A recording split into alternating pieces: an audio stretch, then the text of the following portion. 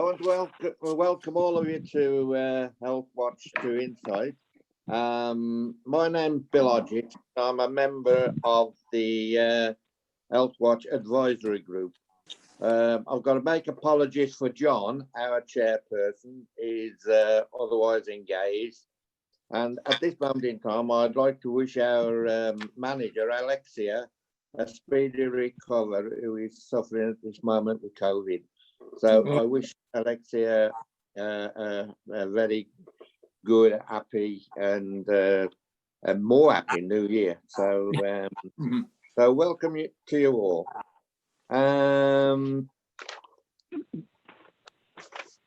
I'd just like to read out a few things that what we've got at this meeting. That's please have yourself on mute unless you want to speak. It does make it clearer for other people. If you want to say something, click the reaction and symbol on the control bar and use the thumbs up. You could also use the chat function to ask questions. This meeting is being recorded to be shown on our website. Please try to keep your questions until the end of the program. Participants, do you think? Then, hello. Hello. I'm here. Someone speaking. Hello. Hello. Hello. Anyway, could I go on now and welcome Dr. Ian Sykes, who is the clinical chair of Sandwell West Birmingham CCG, to talk about the proposed changes to the NHS111 service in accessing urgent care. So thank you, Ian. Thank you very much and welcome everybody. Some of you may already know me. I'm Dr. Ian Sykes. I'm a GP within Sandwell and I'm also the clinical chair of Sandwell and West Birmingham CCG. The talk today, I was asked to come and give a brief talk on the new 111 service. Some of you may have used 111 in the past. Hopefully, it is very simple and straightforward. The very simple message is what we would loosely call talk before you walk. So I've got a very brief presentation. I'll try to make sure we don't spend too long on it. This is essentially the slight change in the 111 service, which actually started on the 30th of November. So any of you that have actually used 111 since then may have actually taken part in the new service. This has essentially come about because of COVID. The first thing is about trying to make the patient experience better. I hope that everyone can hear me and see me. If there is a problem, then please let me know or indicate. So if maybe someone just give me a thumbs up. Can you hear me and see me okay? Good? Yes. Yes, Ian. This is nothing to do with saving money or anything like that. People are often worried that with any change in the health service, it's about saving money, trying to do something cheap. This is absolutely nothing to do with that whatsoever. It's about two things. It's about trying to make the service safer, particularly in view of COVID, and also a better experience for our patients. We know that it's very difficult to get through. This is trying to make things better. And it's essentially before you walk. So this is about trying to make sure that when people are using an emergency department, they're using it much more sensibly and appropriately. So the main message is that if you've got an urgent condition of any sort, if your practice is open, then the first line of action will be to contact your practice. I'm fully aware that getting through to general practice is very difficult. Please be reassured that general practice is doing its absolute best. Interestingly, there were more people seen in October this year than were seen in October 2019. So in fact, general practice is actually working harder despite the challenges of COVID and is seeing more patients than they were 12 months ago. Despite that, I know that many of you may have had difficulty getting through. All I can do is to reassure you, general practice, we would want you to use that as your first point of call. Please do use it. We are doing the best we possibly can to make sure that service is accessed. Many thousands of patients are using general practice.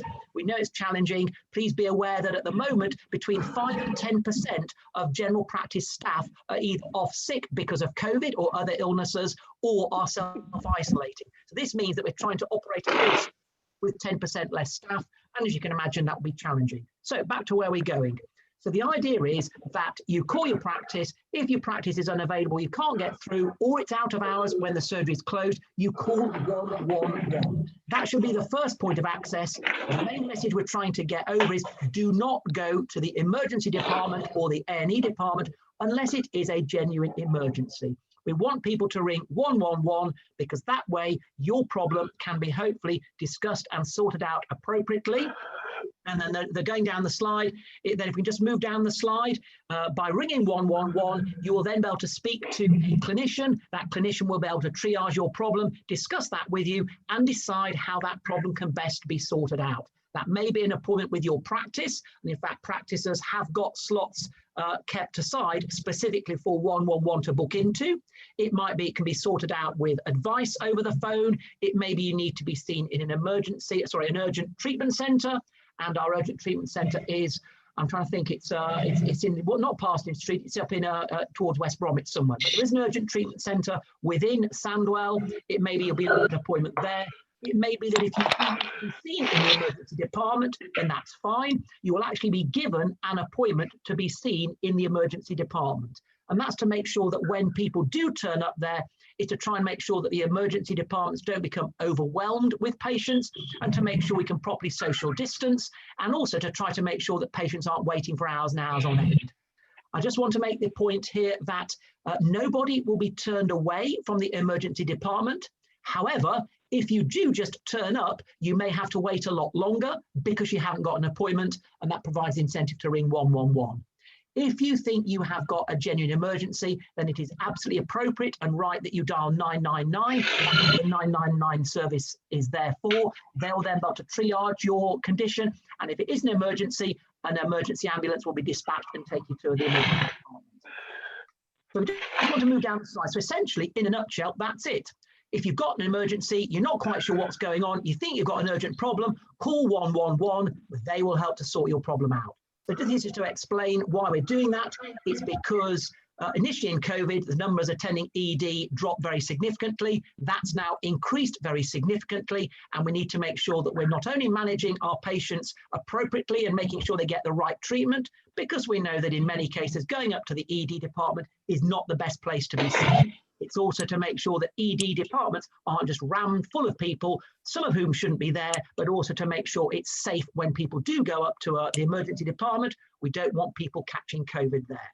So I think that covers that slide there. If we could just move on. So this is just to give an experience about a condition called deep vein thrombosis. That's where people get a blood clot in their leg, which can lead to serious problems. And it's just an indication of how the system used to be. You turn up at ED, you'd wait, you'd get seen.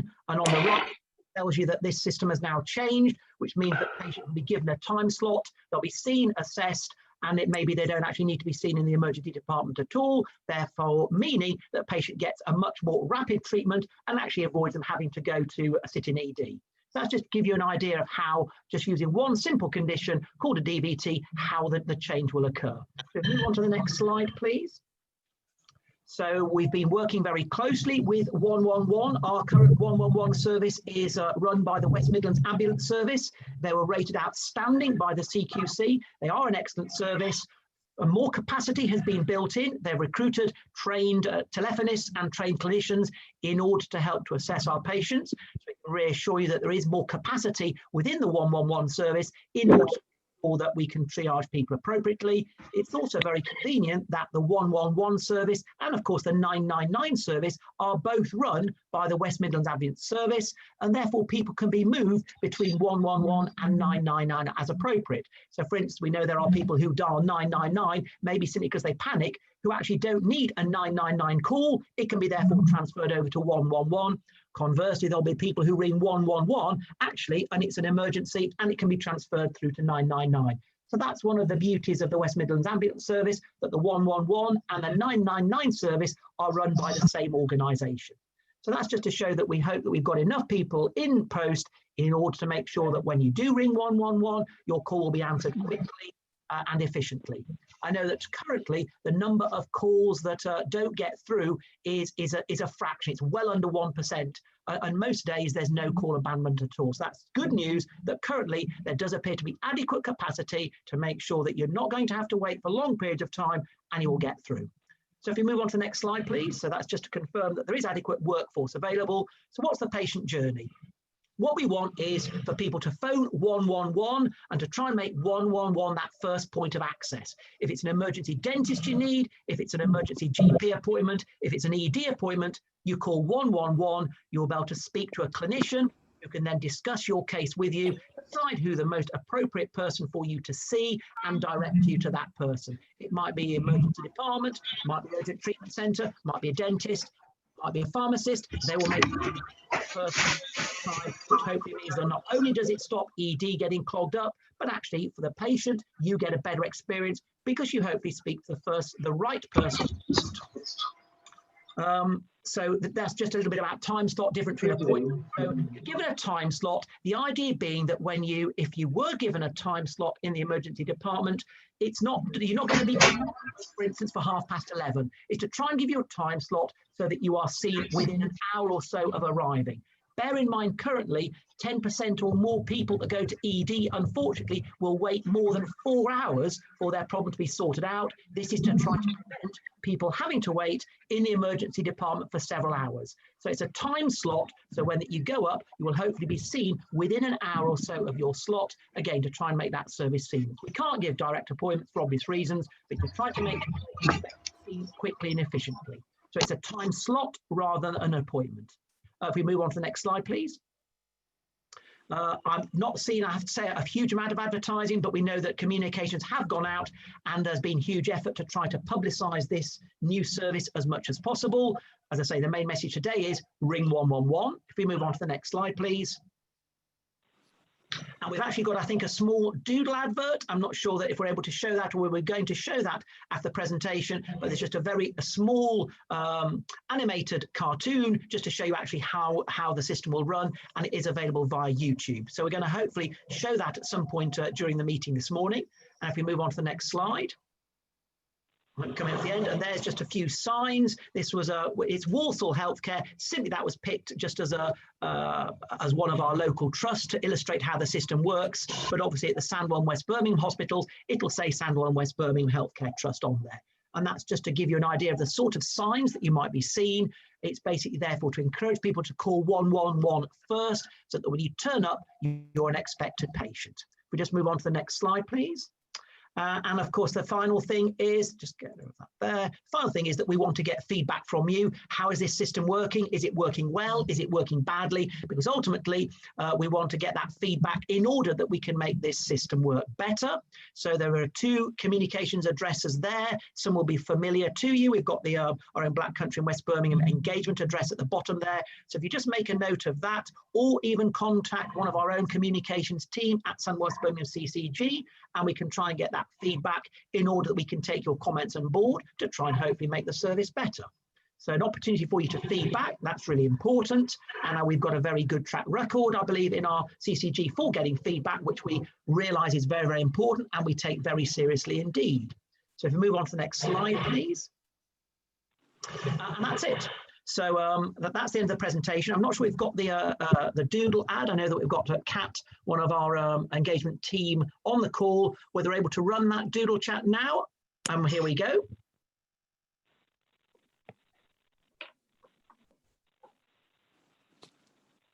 Well, we've got the sound, Ian. There's no sound with it. I'm not sure. There should be sound with it, I think. Yes, there should be. I know that we've had similar difficulties trying to present it within the presentation with the sound. I don't know if it might be worth clicking on the link and sharing the screen from YouTube. If not, I have the link to hand and share with everybody in the chat. Maybe that might be the best thing to do. Okay, I'll do that now.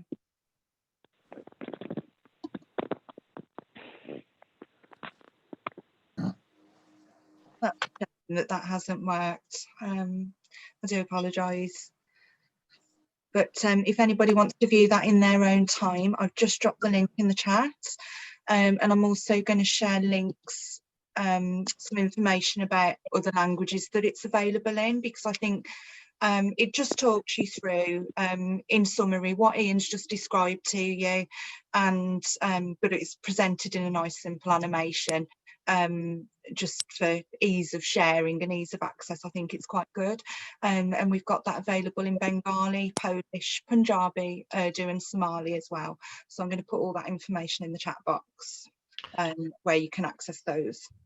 That's really Thank you, helpful. Kat. Thanks, Kat. So I'm sorry we can't show the animation. As I say, as Kat's just said, the main message is talk before you walk. If it's a routine problem, speak to your own general practice. If your practice is closed, ring 111 unless you think it's a potential life-threatening emergency, in which case you dial 999. And to some extent, it's as simple as that. Once you get through to 111, they will triage your call and put you through, hopefully, to the most appropriate clinician or make an appointment for you. So I'm going to stop there. Kat has put the link into the chat, and I guess if you just doodled NHS, or sorry, not doodled, if you just put into the search bar onto in Google or in YouTube, if you just put in NHS111 First Doodle ad, then hopefully you'll be able to find it. So I'm sure it's there. I have seen it myself, and it basically, yes, it's just a very brief summary of what we discussed today. So now, to some extent, I didn't want to spend too long talking, because you've probably got bored of me talking. Are there any questions? Now, I'm not very good on Zoom. I'm having a look at the chat section. I can't see anything there, but I'm happy to leave that over to the chair to take questions, and myself and Kat will do our best to answer them. Okay, Ian. I'm standing in, you know, for John. So are there any questions from anyone else? I'm just asking if it's possible to have a copy of the slides sent by email. Could you answer that, Ian? I can't see any reason why not. There's nothing on there that's in any way confidential. It's a standard presentation. So the simple thing would be, Kat, are we able to put that onto our website and that will be easily accessible there? Is that a way of doing that? Yeah, I'm pretty sure that's something we can arrange. If it hasn't already, I'll check with our comms lead to see if that has or hasn't already happened. But as well, I also don't see any problem with the slides being shared. You know, we want the video to be shared as widely as possible. Yes. So, and as well, also, if you want us to come to any groups, we'd be happy to come. But I'll see if we can get that on the website if it isn't already there. And I'm happy to share the slides. Thank Okay, you. thank you, Ian, and thank you, Kat. Yeah, and hopefully we can put the link to the YouTube doodle ad on the website. So maybe just give it a few days, Steve, and give it a few days. Go onto the Sandwell West Birmingham website, onto the patient section. Hopefully you'll find all the information there. Or Wonderful, you can go onto the 111 website. Ian, could I ask a question, please, on behalf of people with sickle cell?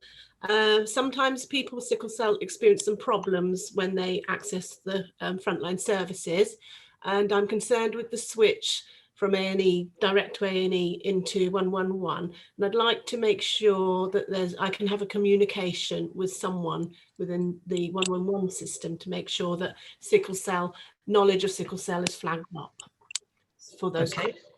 So that's a very valid point. What I'd like to do is to reassure you that through 111, there's a whole variety of trained clinicians there, advanced nurse practitioners, as well as doctors, GPs. So the hope would be that actually all conditions, not just sickle cell, that they would recognize that if they thought someone was having a severe sickle cell related problem or potential sickle cell crisis, they would say, yes, that needs to go to ED. Hopefully, again, it would make the experience better because you'd actually be given a slot. So rather than just turning up and risking having to wait, you'd actually get seen sooner.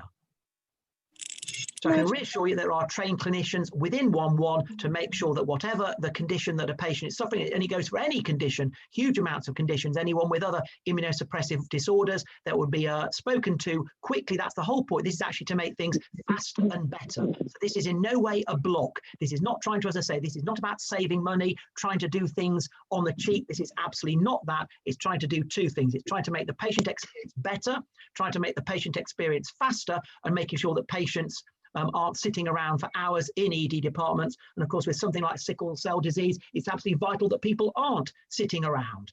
It may also mean that actually, rather than being sent to ED, you can actually be referred to one of the clinicians direct at hospital. So it's about trying to make that patient journey as seamless as possible.